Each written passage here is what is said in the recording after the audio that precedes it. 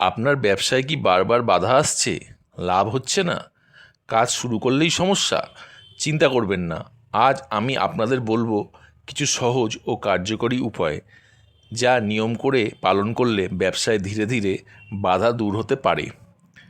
প্রথমত, প্রতিদিন সকালে স্নান করে ভগবান গণেশের পূজা করুন।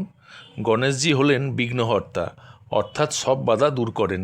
একটি গণেশের ছোট্ট মূর্তি নিন, তার সামনে একটি ঘিয়ের প্রদীপ জ্বালিয়ে বলুন, ওং গণ গণপতায় নমঃ।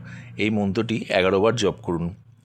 দ্বিতীয়ত, প্রতি বুধবার সবুজ রঙের কিছু দান করুন, যেমন সবুজ রঙের সবজি, সবুজ কাপড় ইত্যাদি। এতে বুধ গ্রহের কৃপা পাওয়া যায়, যাতে ব্যবসায় উন্নতি এনে দেয়। তৃতীয়ত, আপনার দোকান বা অফিস পরিষ্কার ও সুশৃঙ্খলভাবে গুছিয়ে রাখুন। বিশেষ করে উত্তর পূর্ব দিকে যেন সবসময় পরিষ্কার থাকে।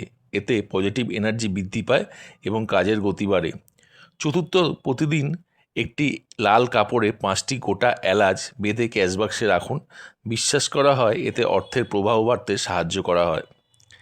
পঞ্চমত, প্রতি শনিবার শনিদেবের আরাধনা করুন এবং সরিষার তেলের একটি প্রদীপ জ্বালান এবং দরিদ্রদের সাহায্য করুন।